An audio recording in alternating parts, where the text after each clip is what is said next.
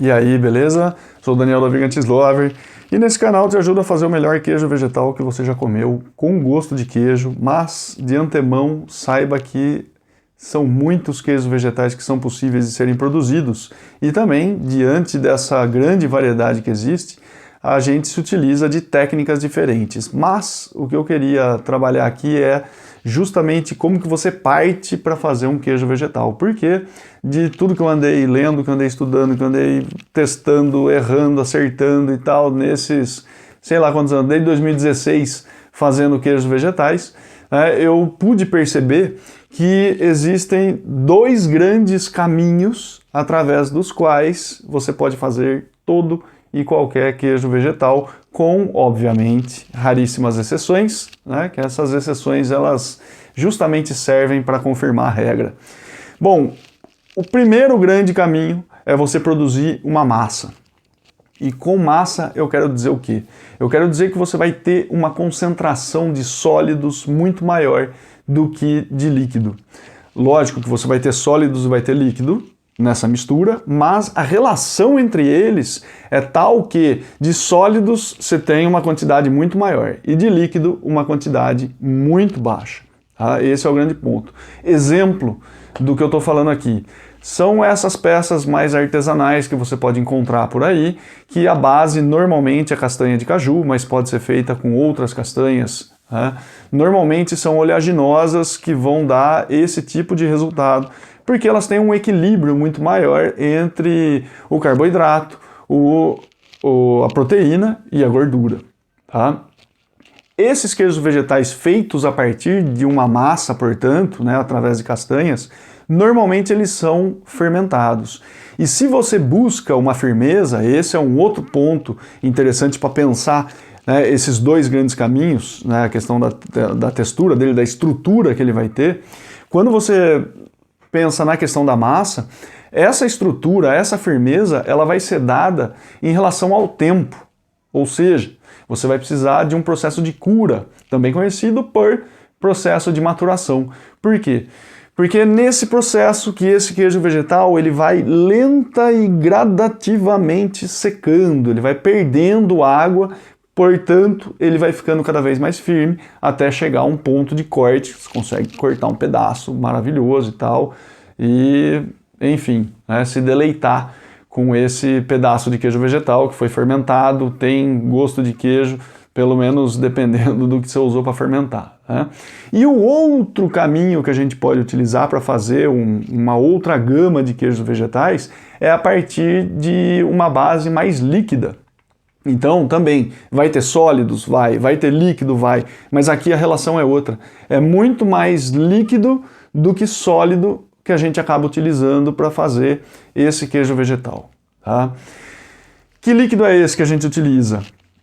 Em casa é possível você utilizar líquidos que já vão trazer um certo sabor.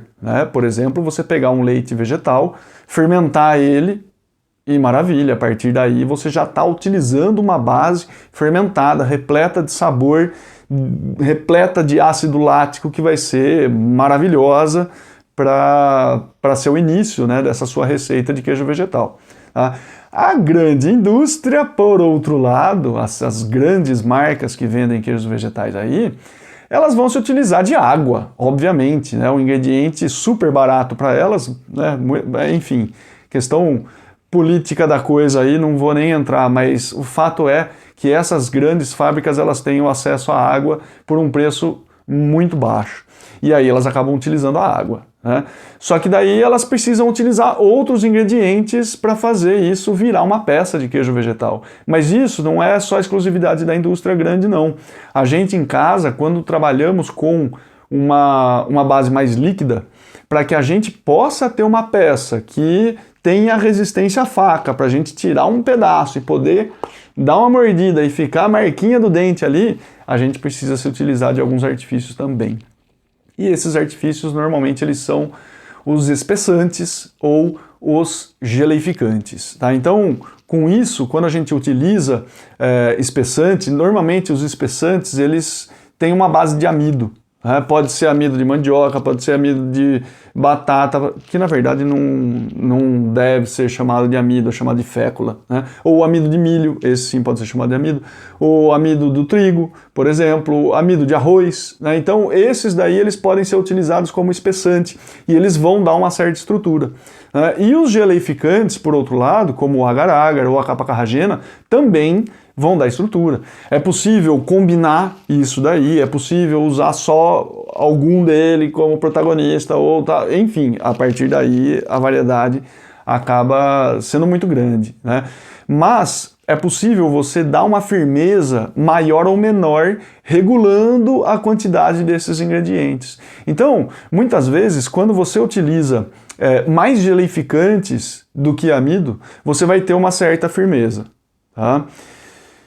Se você utilizar determinados espessantes, determinados amidos, você pode ter uma firmeza bem maior. Ele pode ficar duro assim ao ponto de você fazer força com a faca para quebrar, como se fosse um pedaço de um parmesão, por exemplo. E daí, dentre esses amidos, cada um desses tipos que eu falei, ele vai ter um comportamentinho um pouco diferente, né? Eles não são intercambiáveis.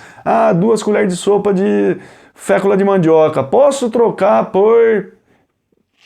Claro que pode. Poder você pode. Se o resultado vai ser semelhante, aí é uma outra conversa, tá? Mas, em relação à firmeza, o que eu queria dizer aqui é que, dentre esses, a fécula de batata, por exemplo, ela traz um resultado bem interessante em relação à consistência, né? Em relação a fazer um queijo vegetal mais duro mesmo, que você consegue até ralar ele, né? De tão duro que ele fica, assim, simulando realmente um parmesão.